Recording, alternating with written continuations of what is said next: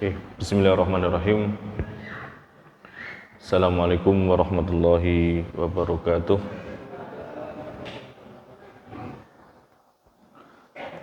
Alhamdulillah. Alhamdulillah wassalatu wassalamu ala Rasulillah Sayyidina Muhammad bin Abdullah wa ala alihi wa ashabihi wa man tabi'ahum bi ihsanin ila yaumil qiyamah. Amma ba'dah. Allahumma zidna ilma warzuqna fahma. Allahumma arinal haqqa haqqan warzuqna ittiba'ah wa arinal batila batilan warzuqna ijtinabah. Allahumma inna nas'aluka ilman nafi'an wa rizqan thayyiban wa amalan mutaqabbala. Amin ya rabbal alamin. Bapak Ibu sekalian, jamaah Masjid Al-Asr yang dirahmati Allah.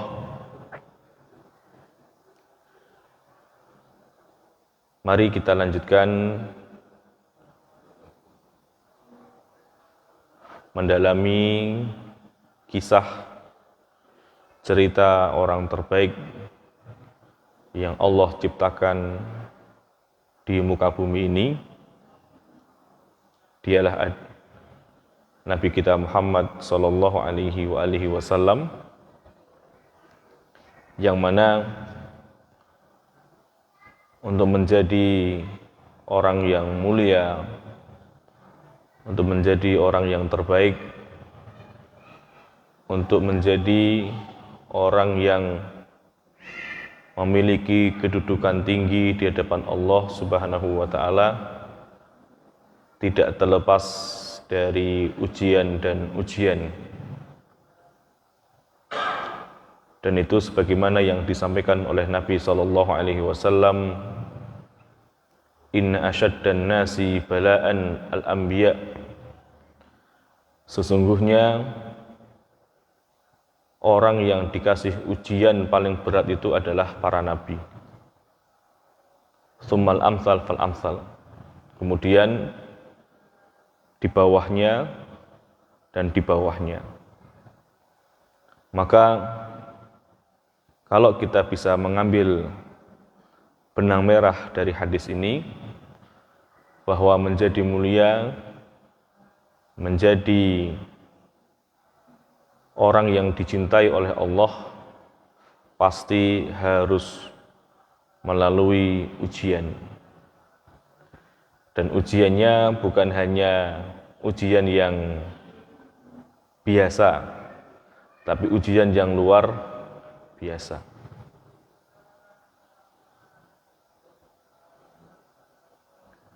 Dan untuk meresapi hadis Nabi tadi itu, silahkan membaca satu buku yang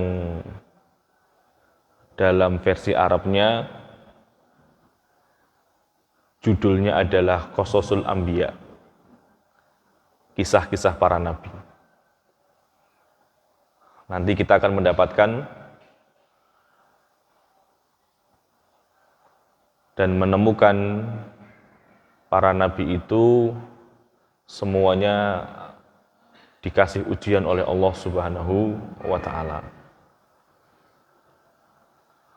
Maka kalau kemudian kita terapkan dalam kehidupan kita dan kita mengambil benang merah tadi, ketika Allah mengambil sebagian kenikmatan yang Allah berikan kepada kita dan itu adalah ujian bagi kita, maka disitulah sebenarnya Allah yang maha hakim, yang maha alim, yang maha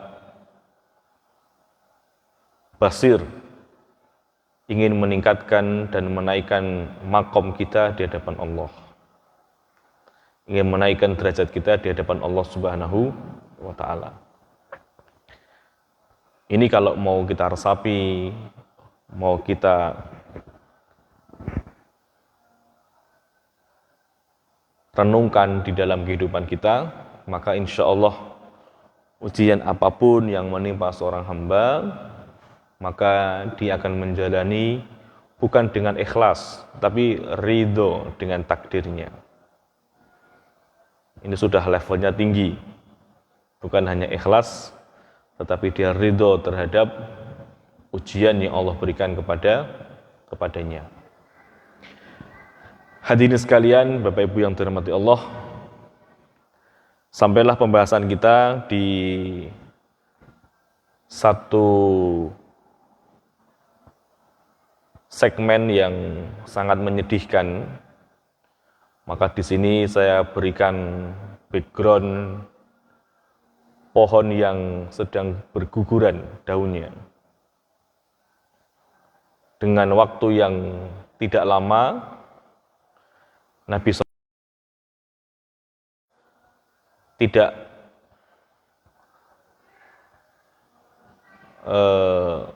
tidak lama, sekitar 2 bulanan jarak antara meninggalnya Abu Thalib kemudian disusul oleh Khadijah. Ya. Jadi waktu yang tidak begitu lama itu,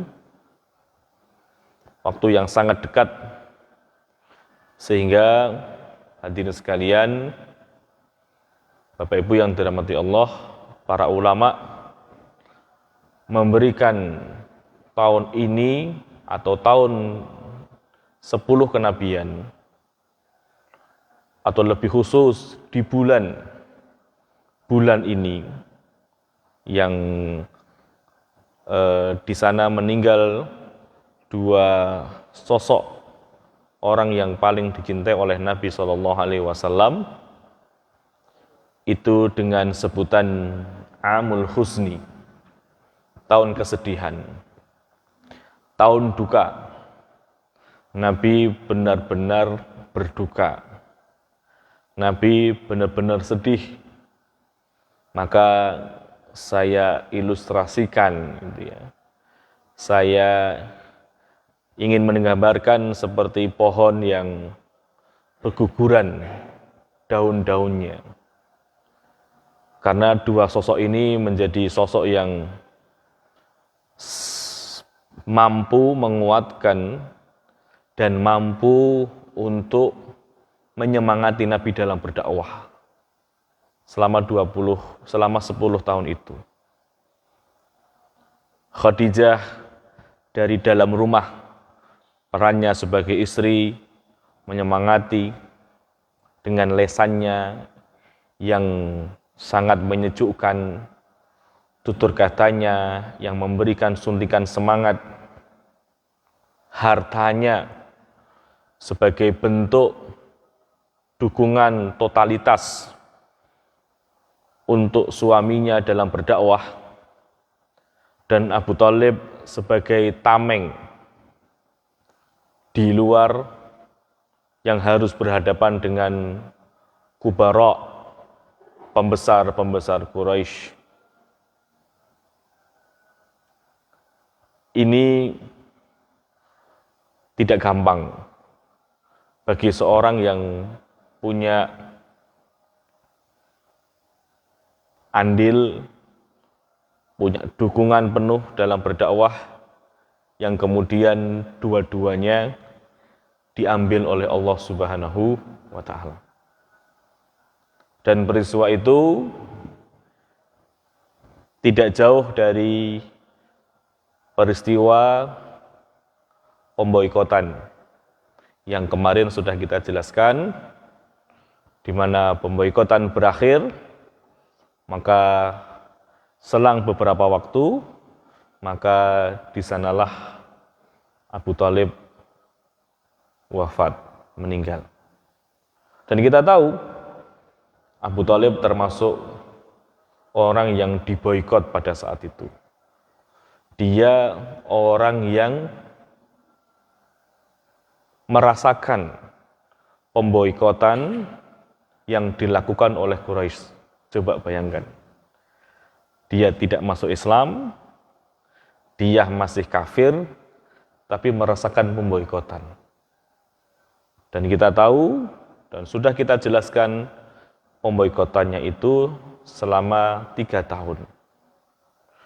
Maka siapalah hati yang tidak hancur melihat itu. Pamannya bukan hanya sebagai tameng, dia juga merasakan perihnya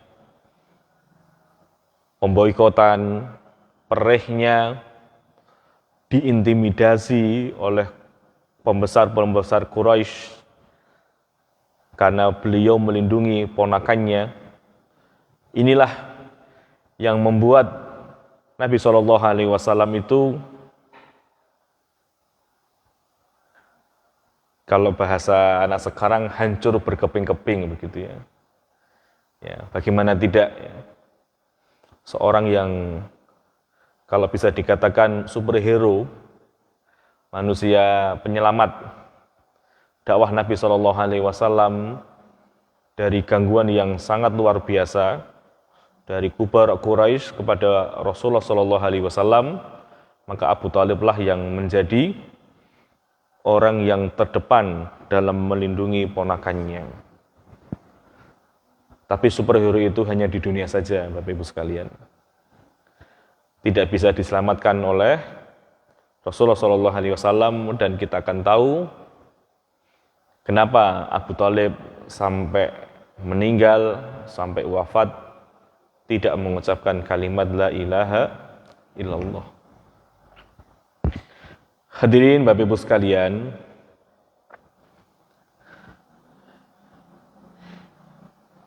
kalau kita bicara sosok Abu Thalib, maka Abu Thalib ini yang pernah kita jelaskan,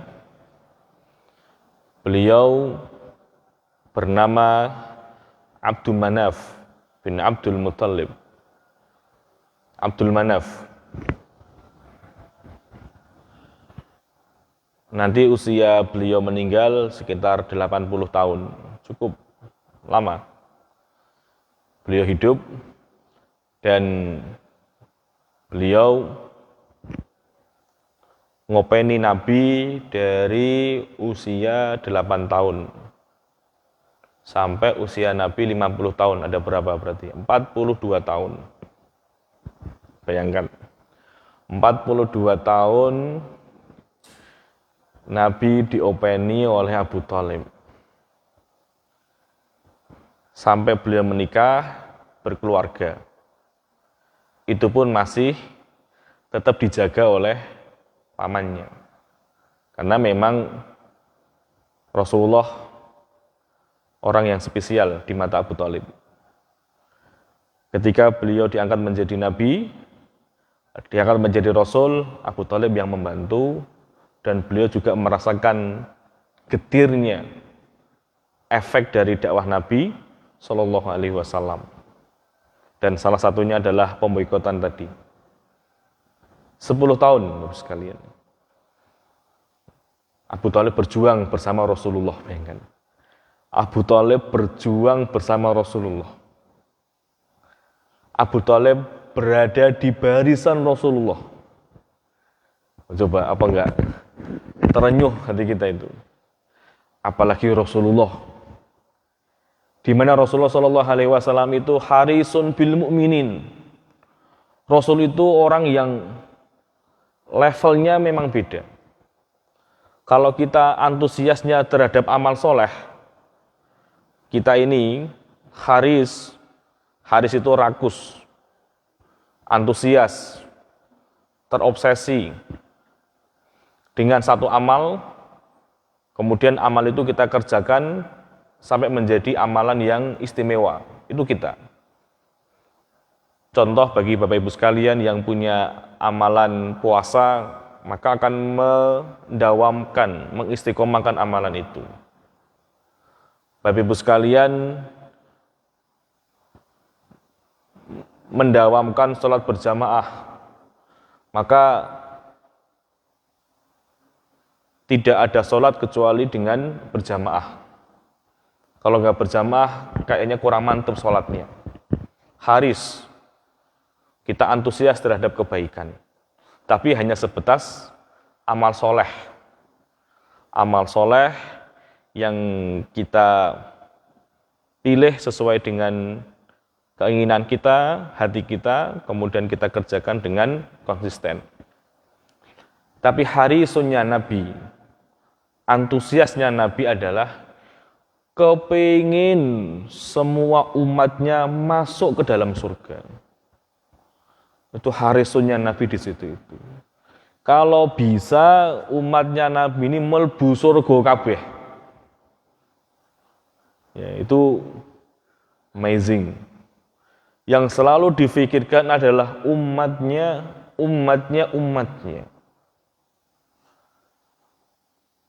Yang akan dibela adalah umatnya. Yang dimohonkan umatnya. Nabi memikirkan umatnya. Kalau saja Nabi memikirkan umatnya segitu dahsyatnya, bagaimana Nabi memikirkan Abu Thalib?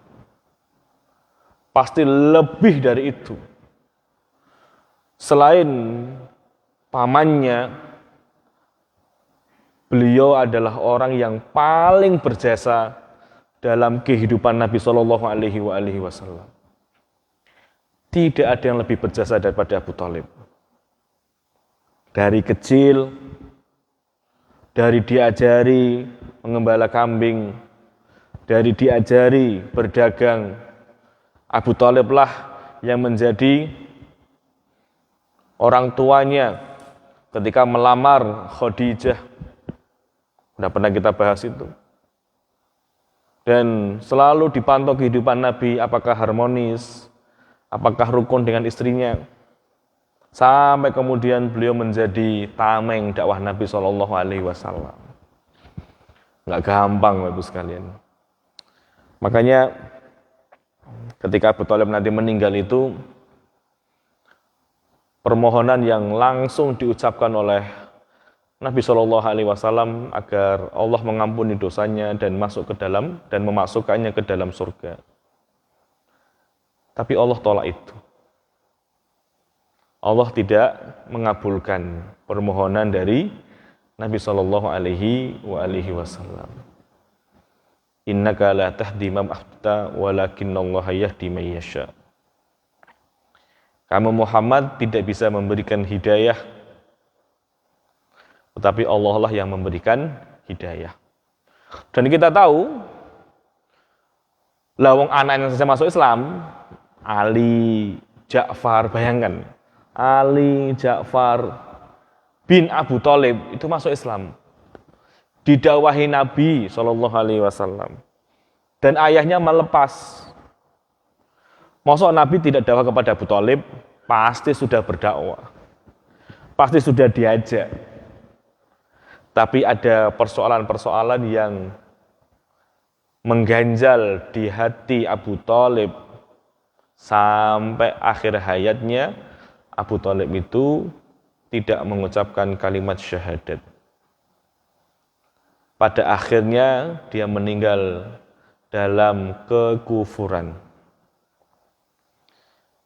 Itu yang menyebabkan hati Nabi tercapik-capik di akhir hidup beliau. Nabi SAW mendampingi dan memohon kepada Abu Thalib, "Ya Am, wahai pamanku,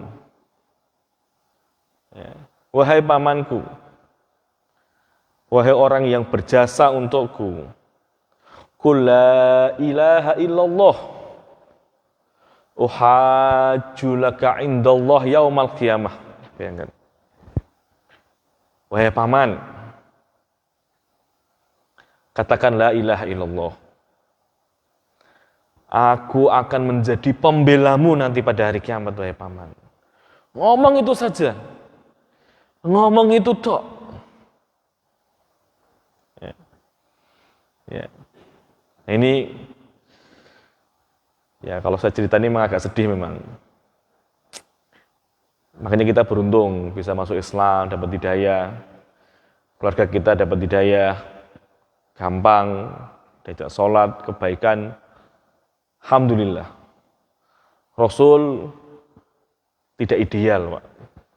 Bayangkan. Di sebelah kanan paman kita, tante kita masuk Islam. Bersama-sama dalam memeluk agama Islam. Dan Nabi, orang yang paling berjasa. Orang yang punya pengaruh besar dalam kehidupan Nabi, sampai akhir hayatnya meninggal dalam kekafiran. Uhajju laka indallahi yaumal qiyamah. Aku akan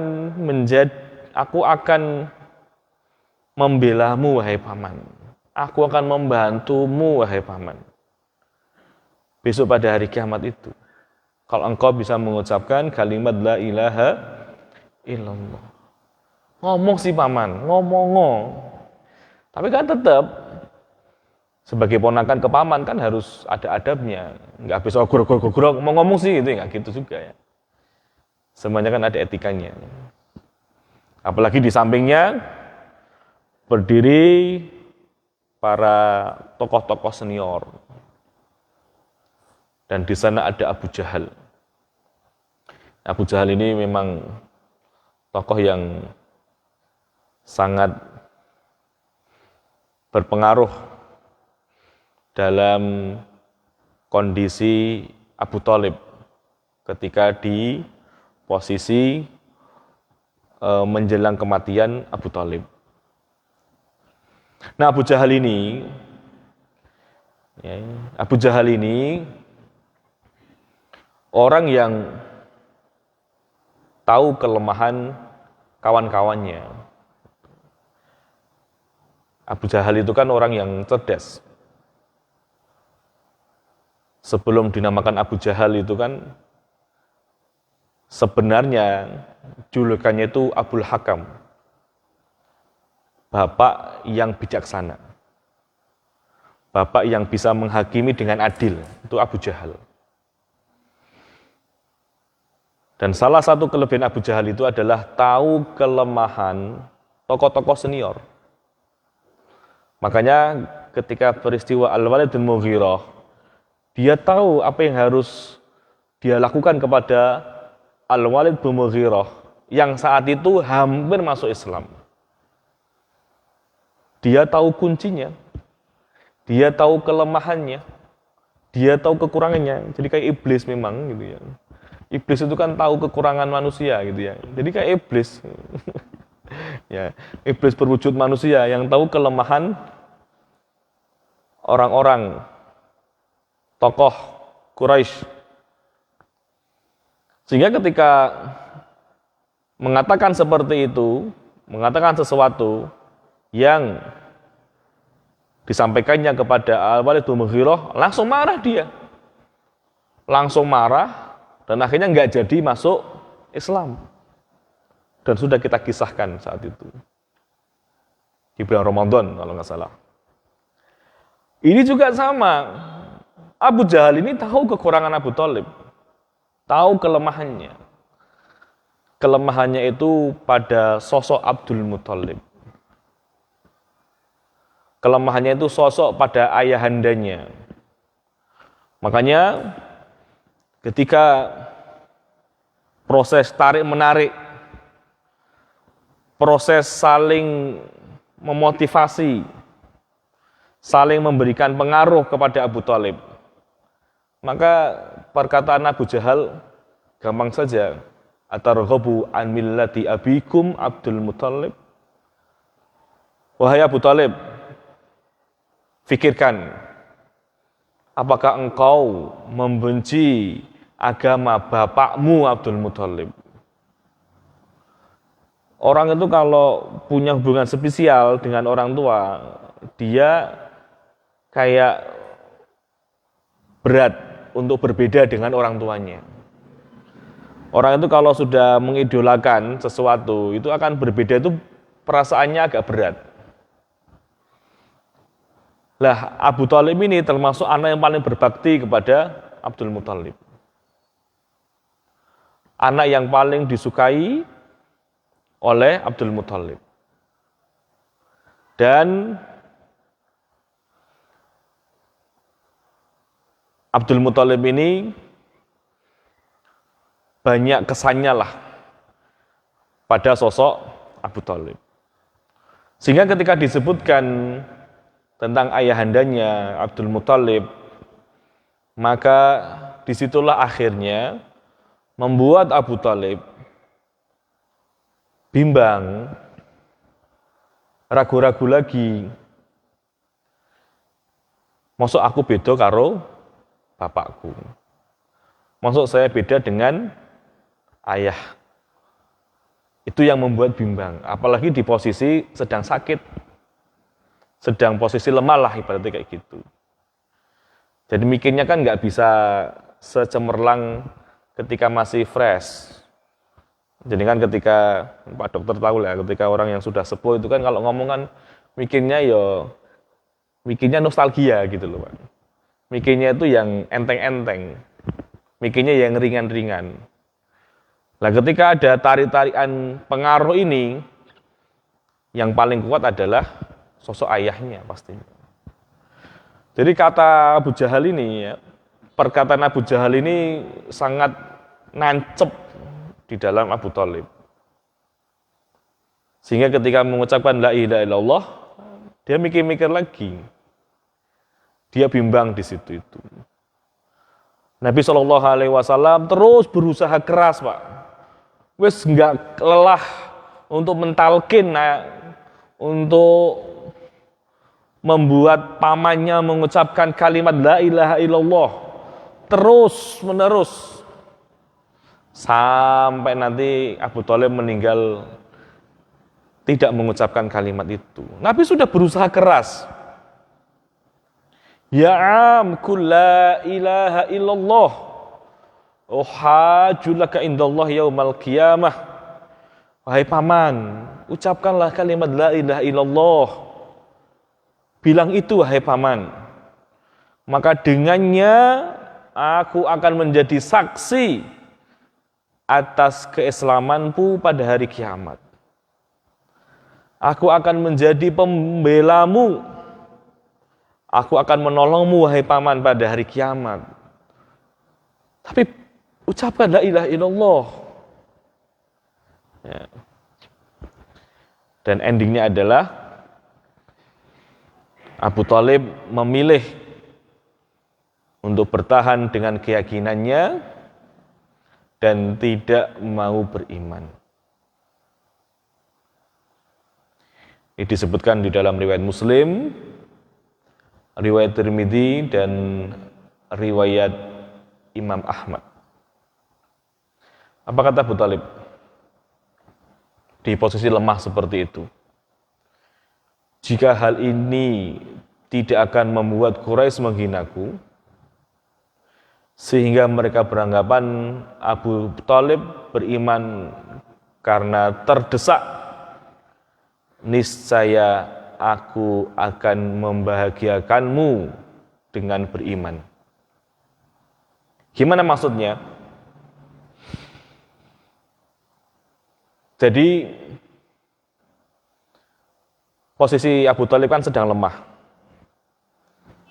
Ketika posisi sedang lemah itu, maka kalau kemudian dia mengucapkan kalimat la ilaha illallah, maka imajinasi dan asumsinya Abu Thalib adalah Abu Thalib ini ketika posisi sudah lemah, sudah tidak berdaya, malah mengikuti agamanya Muhammad.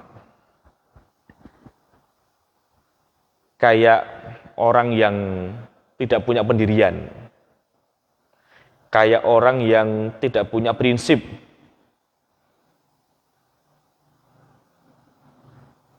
Kan orang itu kan kalau sudah posisi terpepet, itu kan akan melakukan apa saja. Abu Thalib itu enggak seperti itu modelnya. Diajari sama keluarga atau menjadi menjadi pelajaran di Bani Abdul Muthalib itu kalau sudah megang prinsip ya sudah sampai mati kayak gitu. Nah ini kok saya masuk Islam ketika posisi sedang lemah. Kalau saya masuk Islam ya sudah dari dulu ketika saya tidak sedang lemah seperti ini. Saya cemen kalau seperti itu.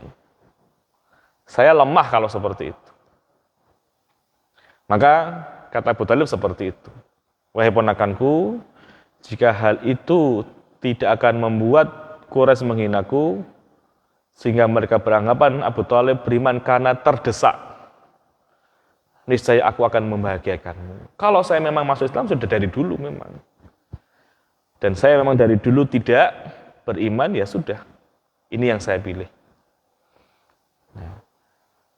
Nah, itulah akhir daripada kisah Abu Thalib. Hadirin sekalian, Bapak Ibu yang dirahmati Allah Subhanahu wa taala. Dan itu menjadi apa? Menjadi sebuah sebuah prinsip yang bagus sebenarnya kalau kita mau bicara objektif. Orang itu kan ketika posisi terjepit, dia akan berubah menjadi apa saja kan? Ya. Ketika orang di posisi terjepit, fakir, dia bisa menjual iman misalkan. Nah, Abu Thalib nggak seperti itu modelnya gitu loh. Dia nggak mau seperti itu. Masuk Islam karena faktor A, faktor B enggak. Masuk Islam ya karena saya memang sudah mantap dengan Islam. Bukan karena posisinya seperti ini, kemudian aku mengiyakan dirimu, wahai ponakanku, bukan. Dan kalau memang saya sudah masuk Islam, kalau memang sedari awal saya ingin masuk Islam, ya sudah sejak dulu saya masuk Islam. Bukan dengan posisi seperti ini. Dan nanti, apalah kata orang. Abu Thalib masuk karena terdesak.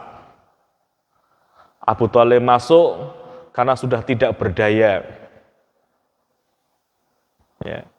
Abu Thalib masuk Islam karena dia sudah tidak bisa apa-apa. Itulah salah satu prinsip yang dipegang oleh Abu Thalib. Ibaratnya laki-laki itu kalau sudah megang prinsip, dia akan jaga sampai mati. Ya, gitulah Pak. Apalagi kalau kita bicara kesukuan yang berada di Indonesia, setiap suku itu punya keyakinan, punya ideologi. Dan itu benar dipegang sampai akhir hayat. Seperti misalnya, jari ini. Orang Cina itu, kue oleh orang Cina itu kan keyakinannya atau ideologinya itu ojo dadi wong Islam. Karena wong Islam itu males. Orang Islam itu kotor. Orang Islam itu kemproh gitu ya.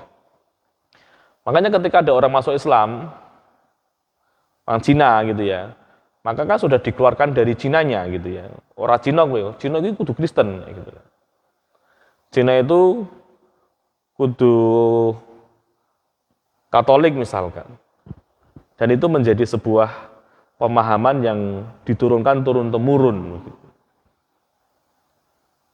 Atau misalkan orang Sumatera, orang Padang, kata Hamka gitu ya, yang menjadi ciri khas orang Padang itu sekali dia mengucapkan pantang untuk ditarik kembali, misalkan seperti itu. Itu sudah menjadi sebuah prinsip dalam kehidupan.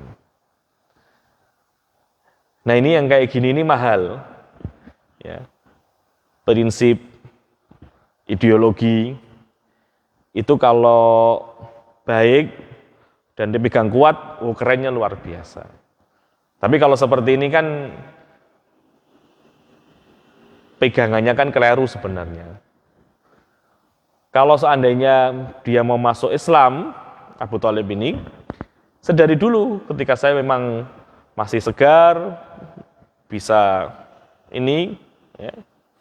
Jadi begini loh Pak, Kalau seandainya Abu Thalib itu masuk Islam dari awal, apa yang akan dilakukan oleh orang-orang Quraisy? Mereka pasti akan mencela Abu Thalib, akan menghina Abu Thalib, akan mempersekusi Abu Thalib kan. Persoalannya Abu Thalib kan masih dalam kekafiran ketika beliau masih sehat, masih kuat. Nah, ketika sudah lemah, kan orang nggak bisa mencemooh, orang kan nggak bisa mempersekusi, memperlakukan kurang baik karena masih lemah, akhirnya masuk Islam. Itu nggak mau seperti itu. Kalau memang dari awal Abu Thalib ini masuk Islam, maka kan ceritanya berbeda. Mungkin Nabi dan Abu Thalib akan menjadi sasaran kekejaman dari orang-orang Quraisy, kan begitu. Nah, padahal kita tahu Abu Thalib itu kan tidak diganggu oleh orang-orang Quraisy. Kenapa? Karena dia masih kafir. Dia tidak mungkin diganggu karena Abu Thalib belum masuk Islam. Dia mendapatkan perlakuan istimewa dari orang Quraisy karena dia memang belum masuk Islam. Nah, ketika posisi lemah, nggak bisa apa-apa masuk Islam, kan berarti golek penak entok ngono kuwi gitu loh, Pak. Paham ya? Connect ya, gitu loh. Makanya Abu Thalib nggak mau seperti itu. Saya dari awal memang seperti ini, ya saya akan seperti ini. Dan saya nggak mau ketika saya masuk Islam dengan posisi seperti ini dianggap saya penakut. Dianggap saya cari enaknya saja. Ya gitu loh, Pak. Ya biasa. Orang yang punya ideologi kuat itu kan seperti itu gitu ya. Orang yang punya keyakinan yang mantap kan seperti itu. Nah, itulah akhir daripada kisah dari Abu Thalib, Bapak Ibu sekalian. Ya. Selain ada dua faktor berarti yang disebutkan di dalam sirah dan juga di dalam hadis Nabi SAW. Satu, omongannya Abu Jahal. Yang kedua adalah prinsipal yang diyakini oleh Abu Thalib tadi. Nah, dua faktor ini yang sering dibahas adalah yang pertama, Abu Jahal. Yang kedua, jarang dibahas, Pak. Ini saya kutip, saya terjemahkan langsung dari riwayatnya Imam Muslim, Imam Tirmidzi, dan Imam Ahmad. Nanti bisa dicek di dalam hadisnya. Jadi begitu. Jadi Abu Thalib tidak mau dia itu hanya mengambil keuntungan saja. Jadi bunglon gitu loh, Pak. Golek penak etok gitu loh. Abu Thalib nggak serang seperti itu. Apalagi dia adalah seorang tokoh, seorang bapak bangsa, seorang panutan, pantang untuk menjadi esok dele, sore tempe. Kemudian pagi ini orek, ya gitu ya, atau pagi ini tempe mendoan, itu ya. Itu. Jadi nggak mau seperti itu, hidup itu ya harus dengan keyakinan, walaupun itu kadang-kadang keliru, walaupun kadang-kadang tidak pas. Tapi itu lebih baik daripada tidak punya ideologi sama sekali, tidak punya prinsip sama sekali, dia hidup bagaikan air di atas daun talas, bisa terombang-ambing, sopo sing ngei duit, kuwi menang gitu. Itulah politikus sekarang. Politikus sekarang itu nggak punya ideologis, pokoknya udah harus belajar sama Abu Thalib itu.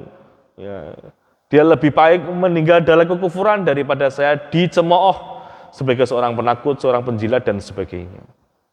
Sekarang ini tokoh politik kan golek penak etok. Dulu hidup nyerang Pak Prabowo habis-habisan. Ketika Jokowi sudah 2 periode menjilat ke Prabowo. Padahal dulu orang yang menghina Prabowo. Ki opo? Ya, politik dengan gaya dan kemunafikan yang dilihatkan gitu ya. Gaya politik yang tidak elit lah.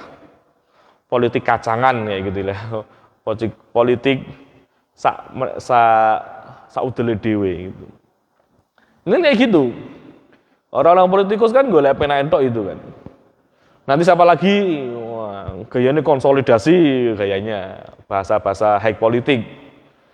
Kita akan mendukung untuk kemajuan bangsa, persatuan Indonesia, mulai gedes. Paduwe untuk kursi, untuk jabatan, komisaris dan sebagainya. Nggak ada ideologi sama sekali, nggak ada prinsip sama sekali. Ketika kalah, moro-moro jadi koalisi yang dulu dilawan ketika pilpres. Gimana? Nggak enak banget itu rasanya itu. Politiknya politik rendahan. Atas nama apapun ya, Persatuan Indonesia dan sebagainya gitu ya. Dulu sempat bertarung ya harus dipertahankan, apalagi dia pernah mengkritik kebijakan-kebijakan yang ingin diambil, yang ingin dia terapkan. Dia bisa mengkritik itu, tapi ketika sudah kalah, malah jadi koalisinya. Itu nggak enak sama sekali. Itu rendahan gitu. Kalau bahasa saya rendahan. Ini Abu Thalib ini. Sekali kalah ya sudah selesai. Dan resikonya neraka. Itu yang dia pilih sampai akhir hayat. Ya, sekarang kan golek penak entok. Ya. Apalagi nggak elok gitulah. Sebagai elit politik, ketua partai, pimpinan partai, petinggi partai, kelakuan yang kurang berprinsip, kurang kekeh dengan atau kurang kuat dengan ideologinya. Ya. Nah itulah kalau kita bicara dalam konteks politik, hadirin sekalian, jika kita merujuk kepada keyakinan Abu Thalib, di mana Abu Thalib punya prinsip yang sangat kuat, prinsip yang sangat kokoh, sekali tidak ya tidak, sekali iya ya iya. Saat itu yang dipilih adalah tidak. Dan akhirnya sampai akhir hayatnya Abu Thalib meninggal dalam kekufuran. Ya, makanya menjadi seorang politik itu ya siap menang, siap kalah harusnya. Tidak cuma pengen menangnya saja, gitu ya. Nah, hadirin sekalian, saya kira ini baru kisah daripada Abu Thalib. Insyaallah kita akan lanjutkan tentang Khadijah. Ya. Nah, bagaimana sedihnya Rasulullah SAW ketika ditinggal wafat oleh Khadijah, istri yang mensupport dakwah beliau, mendukung dakwah beliau sampai hartanya habis dalam rangka untuk mendukung dakwah Nabi sallallahu alaihi wasallam. Aku qouli hadza astaghfirullah li wa lakum. Saya kira itu yang bisa kami sampaikan. Semoga bisa menambah khazanah kita terhadap sirah nabawiyah ini, dan pelajaran yang bisa kita ambil dari kisah ini adalah kita bersyukur kepada Allah atas iman Islam yang ada di dalam keluarga kita, anak, paman, dan semua yang ada di lingkungan, di keluarga kita, itu semuanya mendapatkan hidayah Islam, hidayah iman. Itu merupakan satu anugerah yang besar dari Allah, karena dengan kalimat la ilaha illallah itulah seseorang insya Allah akan dimasukkan ke dalam surganya Allah Subhanahu wa ta'ala. Saya kira itu, semoga ada manfaatnya. Kita akhiri dengan doa kafaratul majlis. Subhanakallah bihamdika asyhadu an la ilaha illa anta astaghfiruka wa atubu ilaik. Akhirul kalam. Assalamualaikum warahmatullahi wabarakatuh.